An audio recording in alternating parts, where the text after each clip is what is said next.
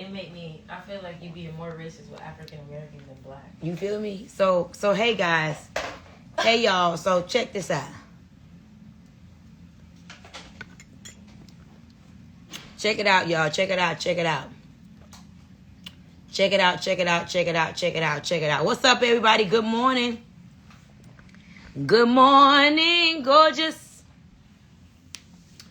So listen, everybody. So did y'all see my video on my page? And you know what was really scary. Thank you, Claudia. Was really scary about that subject, that the video with me and Grant. What's really scary is, this is what creates the cultural barriers. Turn the light up. What's really creating the cultural barriers is white people are afraid to talk to black people, and black people are afraid to talk to white people because of our vernacular, our vocabulary. We be really afraid to talk to each other. And one thing about me, I'm not afraid to talk. I'm not afraid. And a lot of the cultural barriers that's being created is because of not knowing how to talk to each other. Think about it. How many of y'all be afraid to talk to white people because you know that your vernacular, your vocabulary is not as, extensive. So you be insecure talking to them. Like, one thing, I'm going to keep it 100. So you be scared to talk to them because you don't know if you sound smart. You don't know if you sound dumb. So you don't be want to say stuff, And I'm going to tell y'all the truth. The truth is, I never forget speaking to one of my white friends. And I was like, why you just don't ask me that? And he was like, axe? A-X-E? Are you trying to chop me down? And I'm like, so now I purposely make it my business to overly articulate. Why didn't you ask me? But come on, X. He's like, damn, you trying to chop me? So a lot of people be afraid to talk. Black people be afraid to talk to white people, White people are afraid to talk to black people because we don't know if the conversation is going to go across right. Because, we're not confident in our vernacular and our vocabulary. But, the other day we had a conversation and Grant and Elena, was like, what is it African American or black? Because I'm the one that bring it up every time I'm in the room. I don't want no white person calling me African American. I don't. You call me African American, it made me think that you up to something. It made me think that you scared to talk to me. It made me think that you fake. It made me think that you a con. It made me think that you're not real. Because I'm a black woman. Period. Don't call me African American. When I think about me personally, when I think about the word African American, it makes me think about, thank you, Latasha. It makes me think about when I'm filling out food stamp forms and Section 8 forms. Are you African American? No, I'm black. The fuck? I'm black. I'm black. I'm black. I'm black. I'm black. I'm a black woman. Period. I don't want to be called African American. So, it just feels uncomfortable to me.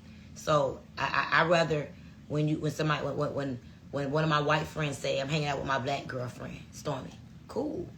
Yeah, I'm hanging out with my African American friend. Like, what's your ass up to? What you up to? And then I thought white people want to be called Caucasians. They don't want to be called Caucasian. They want to be called white. So at the end of the day, a lot of us have insecurities about talking to each other. And if we can address the cultural barrier in terms of conversations, and I think for me, for real, and this is for me, this don't have to be for you. For me, me knowing back in the segregation days, they had the white line and the black line. They didn't have the white line and the African American line. You feel me? When Martin Luther King was fighting for equality and social justice and to eradicate racism, it was either you in the black line or you in the white line. Let's keep it 100. It wasn't you're in the Caucasian line or you're in the African American line. It was black or white. So why all of a sudden we want to change it and now we so timid and we so insecure with what we call each other. You know, so what's y'all opinion? Like, it was black or white. So why is it such a fucking big deal?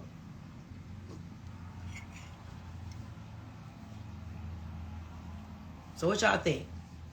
I got time till my workout. I got time. Negro line. I don't like that. Don't call me no Negro.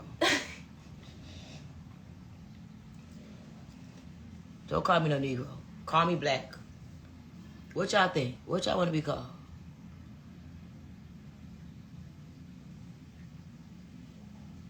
Exactly. Come on, say that. Say that, Mike. Come on, Mike. Mike says anytime a white person says African American, they don't totally feel comfortable with that person. Come on, that's what I'm talking about. Exactly. You're an African American. I'm black. Thank you. That's so true. You can tell they don't even feel comfortable. Come on, man. I'm a black man. Thank you, William. William said I'm a black man. I'm black or brown. Please don't call me African American. Exactly. Brown. Black. I was not born African. Black. I'm a black woman. Black American.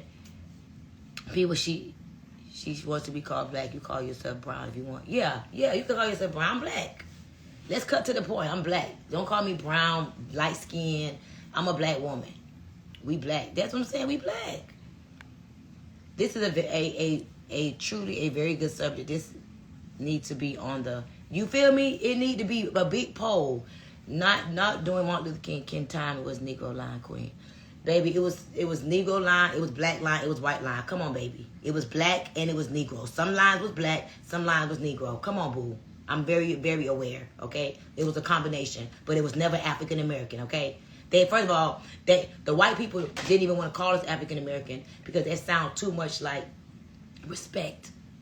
Me personally, I want you to be comfortable with me. I don't want you to be afraid to talk to me. Proud to be black. Come on, okay? Moorish. I don't even know what a Moorish is, child. What's a Moorish? Black or white? It doesn't matter. We still the same. We not the same. I'm sorry, we not the same. I'm not like Elaine is a white woman. We not the same. We not the same. That's my girl. I love her.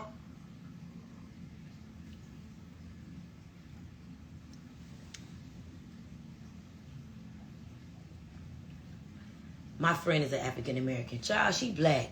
As a matter of fact, when you real black, you be like, she blackity than black. And I'm not even talking about color. I'm talking about her attitude. Well, your friend real ghetto with it. Blackity. Listen, when I got on that stage, I said I want to be blacker than black. Y'all didn't hear me on the stage? What my speech? It's on YouTube. Well, y'all better go to my YouTube. When I got on Grove Con stage, I said I'm blacker than black. And I wasn't talking about my skin complexion. I was talking about my attitude, my hustle, my energy, my DNA, my mitochondria, like deep down inside, I'm blacker than black. That's what I was talking about. I was talking about deep up in the DNAs, baby. Period. What y'all talking about? I'm real black. Blackity, black. Where do black come from? I don't know, baby. Black come from my skin, child. I don't know. I just know that this is a very serious conversation. It's timely. It's necessary. I want us to bridge the cultural barriers. I want us to feel comfortable with each other. Like, I love Grant and Elena. I love hanging around Brandon and Natalie. Them some real down-to-earth white people. I fucks with them. And what I love is that they care. They really want to know, what do we want to be called? Like, Grant was like, me and Elena argue about this. And it's uncomfortable for them. And let me tell you what happens. When you are uncomfortable, you tend to shut down.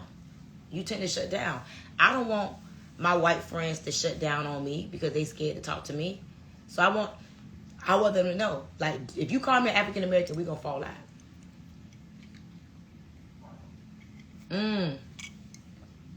I had a white lady call me colored once. Don't call me colored. She said she didn't know what to call me. Oh. Don't call me colored. Don't call me colored, bitch. Don't call me colored. Don't call me colored. Call me black. Don't call me colored. Don't you better not call me colored. That sound racist in the motherfucker. But see, they don't know. Seriously, y'all, this I want y'all to bring this topic up. See podcast stuff, right? Amongst y'all friends. I want this to be a topic that we milk. And I want us to speak on this. As a matter of fact, I want y'all to repost this video. I want y'all to repost this video with me and Grant. Like, I'm going to let this video ride. It did 1 million views on his page. Because all the white people probably did that. When I say black, she freaks out. She loses her mind. They don't want to... I think it's African American. Let me say something. You told me. Go at it. Go at it. Look at him. Go at it. Go at it. Go at it. Okay, hey guys, let's do a poll. If you are a black person, do you want to be called black or African American? Put black downstairs. Put BLACK. By the way, that is my code name at Starbucks, Mr. Black. Do you want to be called Black black or or African African American. American? Do you want me to say this is a black man or this is an African American? What do you want to be called? Thank you. You gotta serve it. Serve it. Are you serious? Are you serious? I'm black. Come on! And by the way, all you white people out there, y'all scared to talk about it.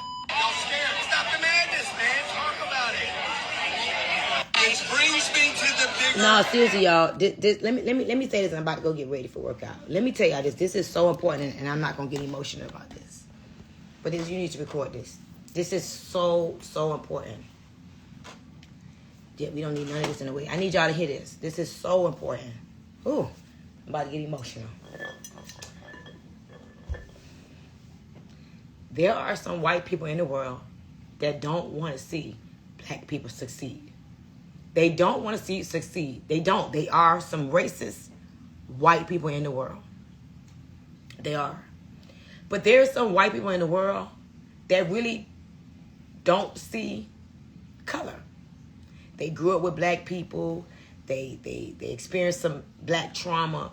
They know what it feels like because they got friends that died. They had friends that, you know, they grew up with, they went to school with. And so they really do have love for black people. Okay? But you know what's uncomfortable? When you can't communicate with somebody.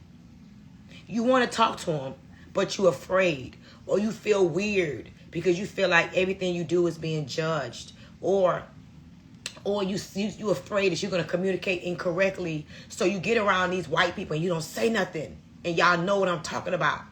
You're around them and you want to communicate with them, but you're afraid that you're not going to use the right words because you do speak with Ebonics. And y'all know what I'm talking about. You understand? You say finna or ax or I'm about to go, you know, what's the T or, you know, things that does not, you know, articulate the way they articulate. And so what ends up happening is that you just don't communicate. And I know what I'm talking about because I do a lot of business with white people. Okay? And I'm talking about me. This is not for everybody. I'm talking about me and the majority of, like, my black friends. I'm talking about the majority. So when we get around these white people, we don't speak. We don't speak up. We don't say what we really want to say because we are afraid that it's going to come out wrong. And we know that our vocabulary may not be that big. Watch this. Then you got some black people that talk real proper. And then when they start talking real proper, what do we say? Oh, she thinks she white. Oh, she done switched out. Oh, she a Uncle Tom. Oh, he a Uncle Tom. Because their articulation is very professional and that ain't very black. But what if you could be your friend around around your black friends, around your white friends? What if you was very articulate? Some of y'all know what I'm talking about because you articulate and your black friends think that you think you white because you're very articulate. As a matter of fact, why is it that when you start talking very articulate, people say things like, she thinks she white, she acting white? It's just what it is, y'all. Like, you can say wrong all you want, you can say all what you want, but I'm just speaking on the truth, something that never is discussed. What if you can really get the word out that we speak with Ebonics? We say things like, I'm fixing and I'm finna, you know, and what's the T? What's the T is we want to know what's up. You know, I'm fixing to go to the store. Like, that's how we talk. What if they knew what that mean? What if we knew that white people want to be called white? I thought they want to be called Caucasian because I wanted to sound professional. And there'd be times where I'd be stuck because I'm like, damn, do they want to be called white or do they want to be called Caucasian? And I learned that white people want to be called white. the majority of them. And of course, you got some anomalies, but I'm just saying. So I'm speaking on this because I have finally became very comfortable speaking in front of white audiences. And I used to not feel comfortable. When I would walk in a room and it'd be a bunch of white people, I'd be like, oh, damn. I'm trying to get my vocabulary together. My words ain't flowing right. I'm stumbling over my words. And then I learned that, wait a minute. They understand what we saying. They know what, when I say ax, they know what that mean. They know what finna mean. They know. But you need to know so that you can be confident in your conversation. And now you won't be in a room with a white person quiet, you know, or a white person won't be in a room with you quiet, because this conversation becomes so loud that the word gets out. It becomes a sounding board. And it's like we could really become culturally connected and not be limited and afraid because of our limited vocabulary or our Ebonics. Some of us speak with Ebonics because we just like it. Like, I'm going to be honest with you. I don't never want to change my Ebonics. I like it. To me, it keeps me black. I'm just keeping it 100. Like, I know how to, look, I'm just keeping it 100. If a white person said that ain't a black statement. A white statement. White people ain't supposed to say I'm just keeping it 100. You feel me? So stuff like, you feel me? White people ain't supposed to say that because they acting black. You feel me? So there are things that is, she's acting white. She's acting black. Or if a white person says it, they're acting black. You get what I'm saying? Y'all know what I'm talking about. It just is what it is. And I don't know if this subject has ever been addressed, but I'm just speaking on what is overall. And as a black woman who is starting to cross over many different cultural barriers, thank you, Barbie, I just want to talk about it. I want to talk about it so that we can become comfortable with one another, so we can be in rooms with each other. Thank you, Demi Brown, for the badge. So we can be in rooms with one another. And we ain't got to be quiet because we're afraid that things may not come out correctly. And so my goal is to be that voice that speaks up on the things that makes us uncomfortable. You know, we don't want to be called colored. No. I just want to be that person that everything that we're afraid to speak about, we speak about it. I want to see more diversity in certain rooms. I do. When I go to a lot of these rooms, it is heavily white. You know why? And I would like to say because the cost is high sometimes and many of us can't afford it, or because many of us don't know that we can afford it. We don't know the value in some of these rooms. So I'm bridging the gap. I'm breaking these generational curses. I'm going in rooms and I'm speaking up. I'm dressing like a black girl. I'm speaking like a black girl. I'm letting them know, hey, I'm the black girl in the room. Okay? So if y'all need help bridging the gap and transcending over to understanding how to connect with black, I'm here. Like, I want to be the one. Like I told Grant and Elena, I want to be over like the diversity division. Elena said it to me. I want to be able to be over the diversity division so I can help them to bridge the gap. I want to help them to know, what do you have to do, 10X family, so that we can feel comfortable, so that we want to come to events, so we feel welcome. You know, one of the worst things ever is to be in a room and not feel comfortable. You ever been in a room and you feel uncomfortable? And this is not just the black way. There are white people that go in rooms with a bunch of black people and they feel uncomfortable. So guess what they want to do? They want to leave. Let's work on bridging this cultural gap. Let's work on elevating, not just, you know, financially, but let's elevate relationally so that we can come together, and all of us who have a message, all of us who have something to contribute, we're not afraid to speak in a room that the color of our skin doesn't make a difference. That we could be in a white room and speak like us. And the white folk could be in the black room and speak to us. You understand? So, I don't know. I'm grateful this morning. Y'all please go to the last video on my page and comment. And, you know, there are some things, y'all, that's never going to change, you know. But me personally, if I could make one little change, like, I get excited to know that I'm accepted by some white people. I got a lot of white friends. I really do. Like, I'm talking about really got some white friends that fuck with me.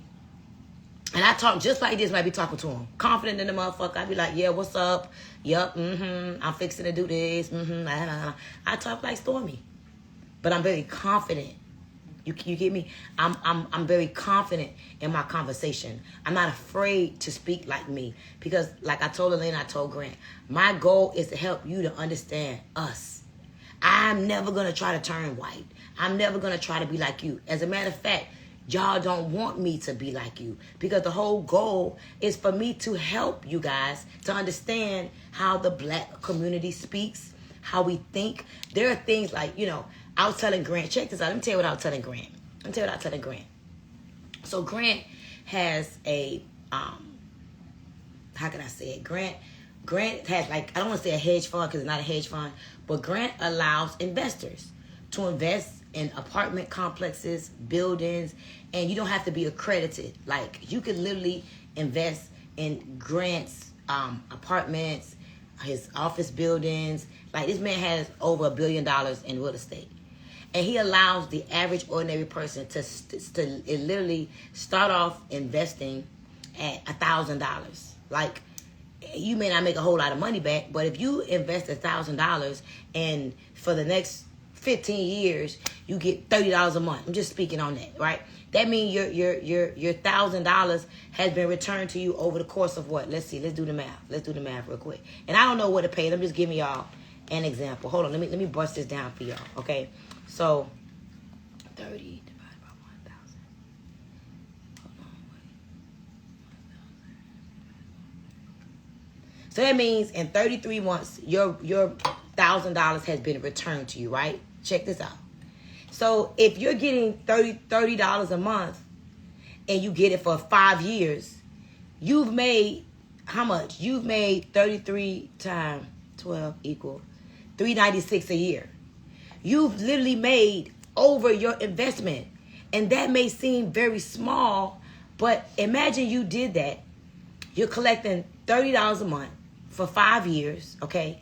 And then one day you're called into his office and it's like your $1,000 has turned into $2,500. So now you're collecting $30 a month, okay? Plus one day you get called into the office for another $2,500. So you made another $1,500, okay? And your money is working for you, okay? So that doesn't seem like a lot of money. But what I was trying to explain to Grant is like, my goal is to help to simplify your processes that you make complicated.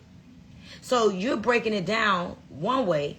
I'm breaking it down another way. I'm not using words like compound interest, a dollar compounding every day for the next 10 days in the next year. Like, some of us still don't understand that compounding shit. I ain't gonna hold you. $1 every day. When they be talking about that, listen, they been trying to teach me that since elementary school. I still don't know how the hell what the fuck they be talking about.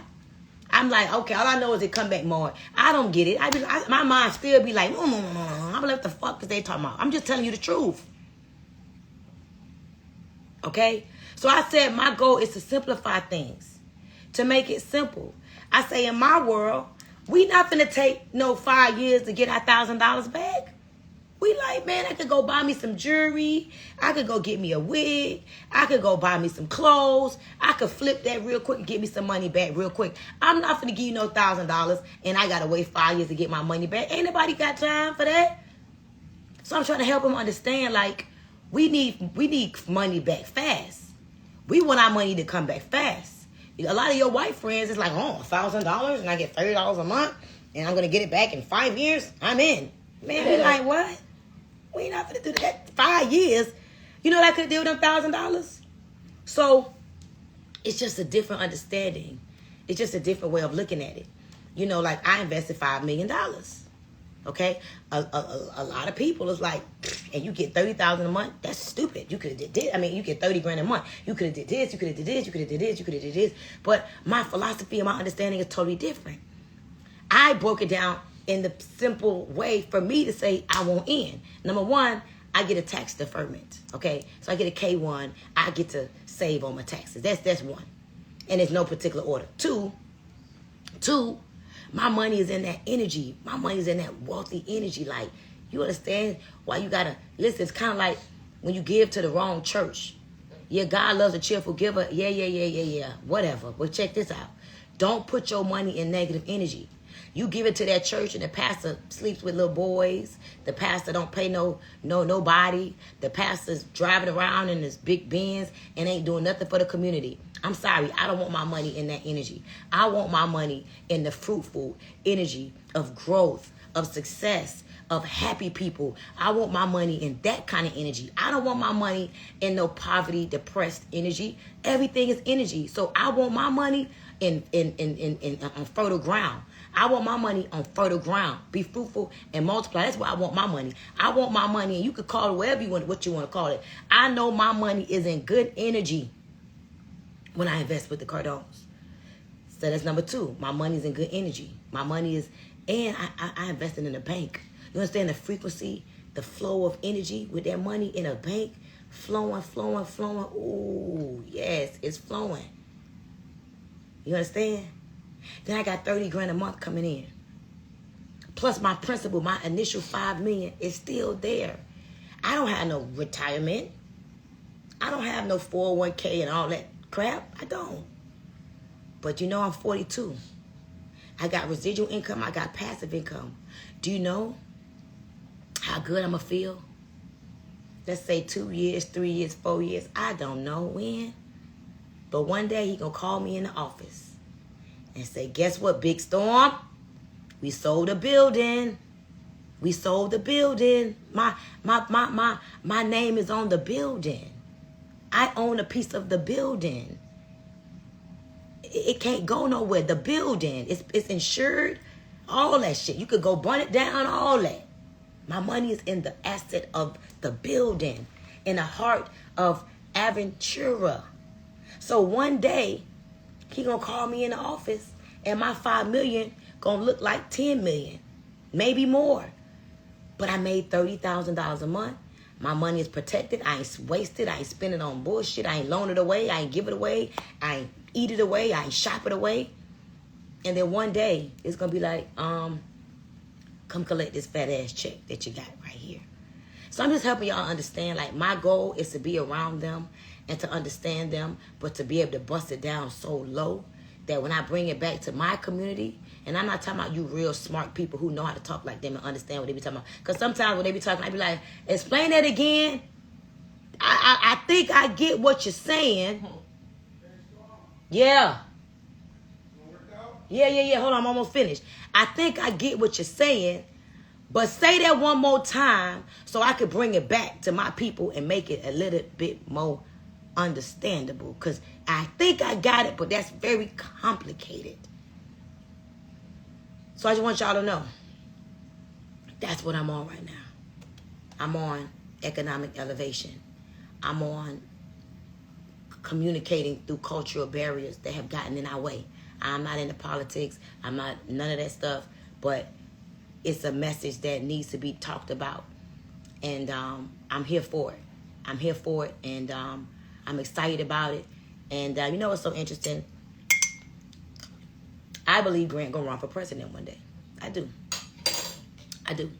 And I'm gonna be right there. Right there like Uncle G for president. Sure enough is. And to be honest with you, like, talking like this come with a lot of controversy. It come with a lot of dangerous shit. But guess what? I'm ready for it. You know why? Because I don't die, I multiply. What don't kill me make me stronger, period. So this is a topic that I'm willing to talk about in spite of the controversy that could come with it. Because it need to be talked about. So I'm excited to be Stormy. I'm excited to be fearless. And I'm excited to be the voice for y'all. Y'all the heroes. Y'all the heroes. I'm just a voice. So I'm willing to speak up for us. I'm willing to tell them, don't call us no African Americans. We think y'all up to something. Don't call me that. Call me a black woman. Don't think I'm limited. Don't think I put that $5 million in for the culture. Can I tell y'all? Sure enough did. Let me tell y'all that and I'm about to be gone. Oh, I put that $5 million in for the culture. Yeah. Tell them how the black girl invested $5 million. Yeah. Tell all your white friends. Hello. Hey, Uncle G. Tell all your white friends how your biggest investor was a little black girl who dropped out of school in the 9th grade. Tell all your white friends that. Okay? I love it. I love the stories, everything I do before the story. So tell all your white friends about the black girl who put $5 million into the bank with you. And then she rented an office from you on the 6th floor. She ain't never been late with her rent. $18,000. Tell them about the little black girl who renovated $300,000 and increased the value of the building. Tell them about that little black girl. Her name is Stormy, by the way. I'm gonna see y'all later. Tell them about her. All right? The little black girl.